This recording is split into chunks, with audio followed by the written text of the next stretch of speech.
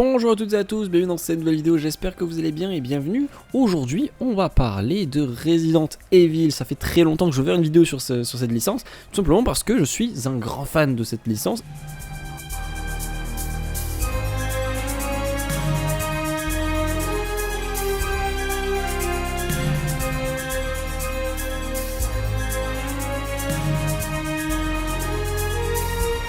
Et j'en ai, il me semble, je crois, n'en avoir jamais parlé. Et écoutez, en 2026, il va y avoir plusieurs choses, notamment, et vous le savez, là on parle en termes de jeux vidéo, bien entendu, dans cette vidéo, il va y avoir GTA 6, qui est clairement le jeu vidéo le plus attendu, je pense, de toute l'histoire. Et en tant que fan de jeux vidéo, évidemment je l'attends énormément, mais en tant que fan de jeux vidéo, je dois vous dire que mes licences préférées sont, alors clairement sans vraiment de doute, The Last of Us, ça vous le savez, j'en ai énormément parlé, notamment des jeux vidéo, mais aussi de la série, bon même si voilà la série, voilà, mais bref j'en ai pas mal parlé, et dans ces 6 licences-là que j'affectionne tout particulièrement, il y a Resident Evil, et en 2026, on aura Resident Evil 9 Requiem qui sort donc en février, donc quelques mois avant GTA 6. C'est logique quand même, parce que je pense que c'est suicidaire de sortir un jeu après la sortie de GTA 6. Évidemment, c'est le bon moment, même je pense que globalement c'est assez ambitieux même de le sortir en 2026, puisqu'en 2026, là vraiment je pense que... Bon, l'industrie du jeu vidéo ne va être que sur un jeu vidéo. Donc je suis très content, très hype, parce que ça fait encore une fois des années qu'on attend cet opus. Mais ils nous ont quand même habitués d'attendre encore quelques années à chaque fois entre les sorties. Ça fait, bon après on a eu des remakes évidemment de temps en temps. Mais globalement on va dire dans la chronologie, le 7 est sorti je crois en 2017. Et après le 8 est sorti en 2020 ou 2021 il me semble. Donc ça fait quand même 4-5 ans.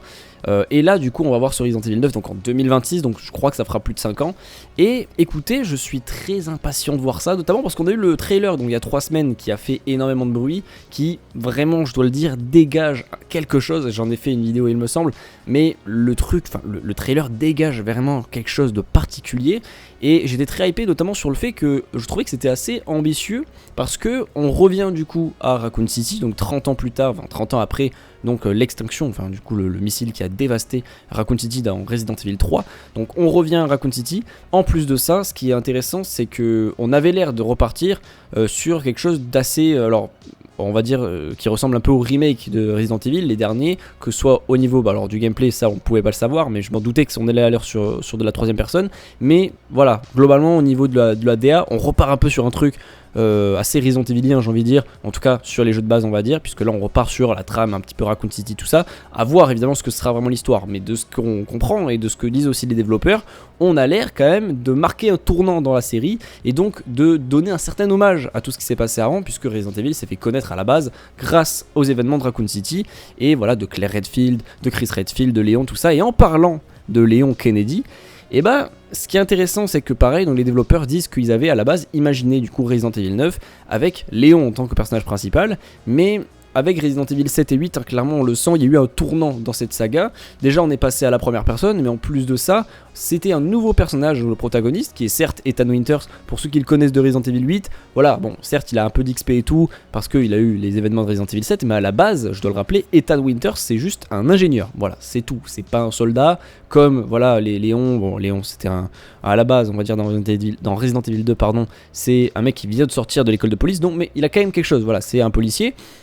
Pour Claire Redfield, voilà, c'est voilà, la sœur de Chris Redfield. Chris Redfield c'est un soldat, bref voilà. On est clairement dans cette DA là, dont tous ces personnages, ils savent se battre, clairement. Pour Ethan Winters, ça marque un tournant, puisque le gars ne sait pas se battre, et surtout, dans Resident Evil 7, en tout cas sur les premières heures de jeu, il n'a pas d'arme, il ne peut pas se défendre, juste tu subis, et ça c'était une idée absolument incroyable, et pour moi, ça fait de Resident Evil 7, malheureusement pas le meilleur film,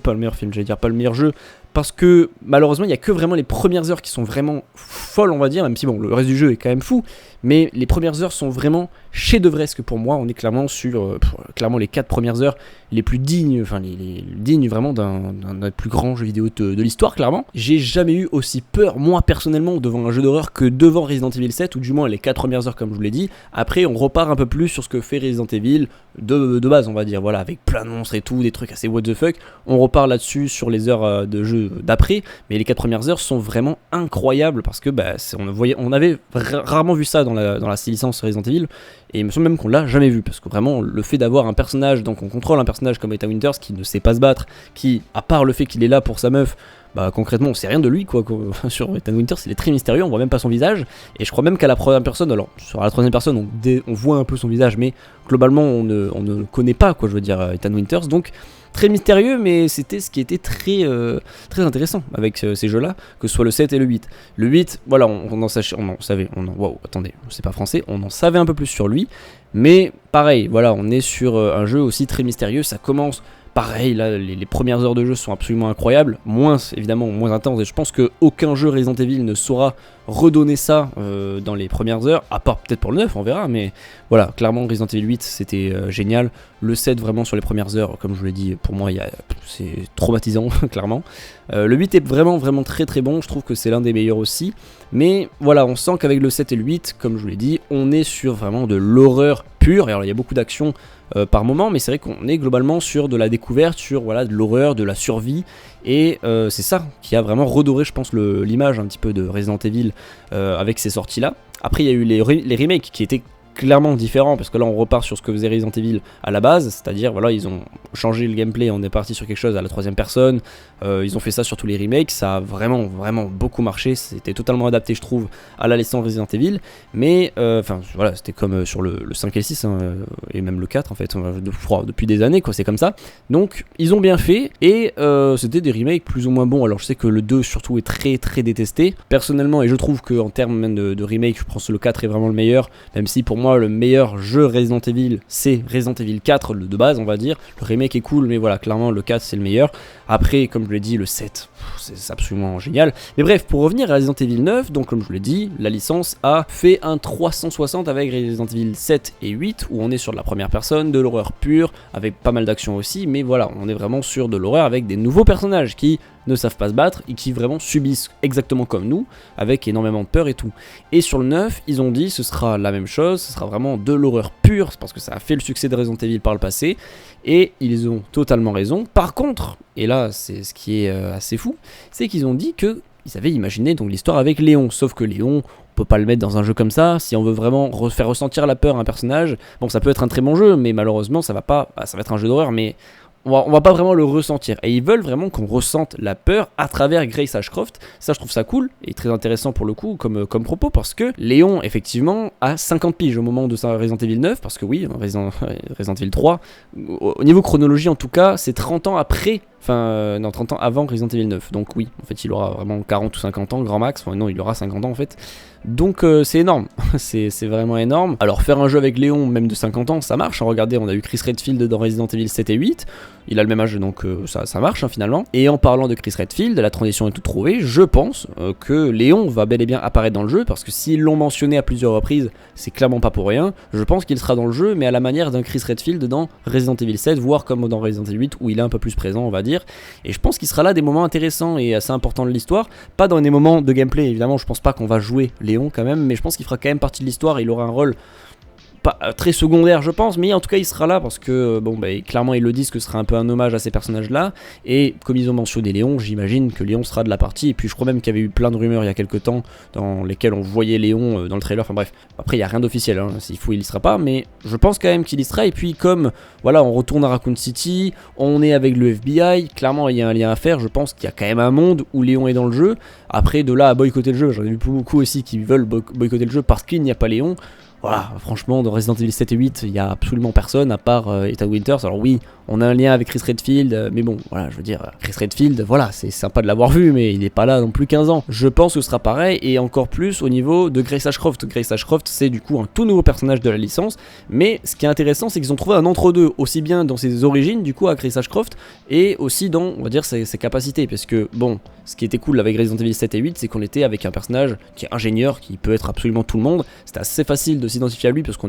ressentait les mêmes peurs que lui finalement, parce que le mec savait pas se battre, il avait pas d'armes, il sait pas se battre avec des armes et tout, il ne sait rien faire. Bon, c'est pas pour on dirait que je le descends, il est incroyable Ethan Winters, mais voilà, c'est un mec un peu comme tout le monde, j'ai envie de dire. Grace Ashcroft un peu moins, mais ça va, parce que c'est une femme qui travaille pour le FBI, donc voilà, pas tout le monde travaille pour le FBI, mais elle travaille en tant qu'analyste, donc c'est pas non plus une agent, enfin c'est pas non plus une policière non plus, voilà, c'est une personne lambda quand même, mais qui travaille pour le FBI. Donc ce qui est sympa, c'est que, et les développeurs le disent, ils officialisent, que c'est un personnage qui a peur assez facilement, qui, voilà, peut avoir la trouille, et quand elle entend un truc péter, elle va se mettre à flipper. comme tout le monde, j'ai envie de dire. Moi, si j'entends un truc tomber dans ma chambre, là je vais avoir peur. Bon, bah c'est la même chose pour elle, mais comme elle travaille pour le FBI, voilà, elle sait quand même se servir des armes, elle sait quand même un peu se battre, et elle sait quand même agir en conséquence quand il le faut. Donc, ils annoncent un petit peu Chris Ashcroft comme ça, ils le décrivent comme ça. Donc,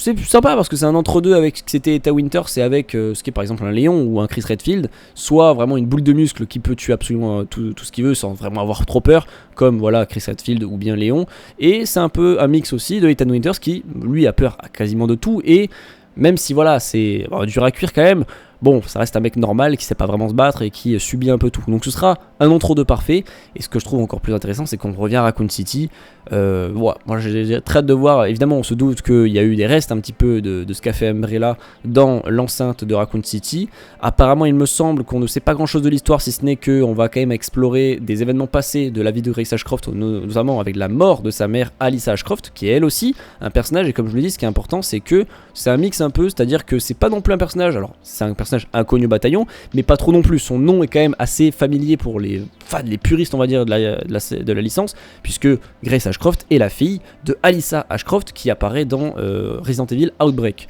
Bon, c'est pas le jeu vidéo le plus le plus connu de l'histoire de la licence, mais il existe et Alyssa Ashcroft a vraiment existé. Donc c'est un personnage connu, pas vraiment, pas du tout même, mais voilà, c'est quand même un nouveau personnage. Donc c'est un entre-deux, c'est-à-dire qu'elle est pas non plus inconnue, parce qu'elle vient quand même de Alyssa Ashcroft, qui est un personnage de l'univers, mais voilà, on l'a jamais vu de toute notre vie, quoi. Vraiment c'est un tout nouveau personnage, donc intéressant et assez intelligent de leur part d'avoir fait un personnage, enfin d'avoir fait un personnage de la saga Resident Evil, donc qui est absolument pas trop connu, donc c'est plus ou moins intelligent de leur part. Voilà, c'est un peu un entre-deux, j'ai l'impression que ça va être un jeu qui, alors globalement c'est un entre-deux d'un peu de tout, parce que je pense qu'ils ont pris un petit peu de l'ADA des remakes et un petit peu de l'ADA des derniers jeux, puisqu'on va avoir le droit de jouer à la première personne comme à la troisième personne, donc tous les fans de la saga, aussi bien ceux de la première heure comme ceux des dernières, donc c'est-à-dire de Resident Evil 7 et 8, peuvent kiffer le jeu, et je trouve ça cool. Après j'espère quand même qu'il y aura des prises de risques assez importantes, et qu'on aura quand même un jeu ambitieux, qui va nous proposer de belles choses, comme l'a du coup fait Resident Evil 7 et 8. J'espère quand même qu'on aura des choses assez originales. Le fait qu'on retourne à Raccoon City, ça peut être un bond en arrière, mais je trouve pas, je trouve que justement ça peut être intéressant. Le fait qu'on aille, je pense, dans une DA où Raccoon City est un peu en mode post-apo et tout, ça peut vraiment être incroyable. On peut avoir des monstres très stylés, et j'ai vraiment très hâte. Je pense que ça peut être un très bon jeu. Alors de là à surpasser les derniers, je ne sais pas, on peut pas le dire maintenant. Mais même au niveau des gameplays, je trouve ça cool. On sent. Alors ce qui est bizarre, c'est que comme on est quand même dans un Raccoon City dévasté et tout en mode post-apo, on est quand même dans un espèce d'hôtel dans les images de gameplay assez classe, voilà, assez propre. On a l'impression que quelqu'un vraiment fait le ménage et tout. Donc je sais pas, je sais pas trop quoi en penser, c'est assez curieux. Je suis très hypé dans tous les cas, moi j'adore Resident Evil, et surtout là on repart sur Raccoon City. Moi on m'explique que Léon c'était le personnage principal à la base. J'ai envie de voir ce que ça propose. Je pense quand même qu'on va sur de l'horreur pure, quand même au niveau des trailers ça faisait quand même assez peur. Et comme je l'ai dit, le premier trailer balance vraiment une aura particulière. Et moi, ça m'a accroché direct, donc j'ai vraiment très hâte de voir ça. Et voilà, j'ai très hâte tout simplement, je suis extrêmement hypé. Dites-moi ce que vous en pensez en commentaire. Est-ce que vous l'êtes également ? Dites-moi tout, vos théories aussi sur l'histoire, sur Grace Ashcroft, sur Léon, est-ce qu'il sera dedans ? Dites-moi tout dans les commentaires. Sur ce, portez-vous bien, à la prochaine, ciao.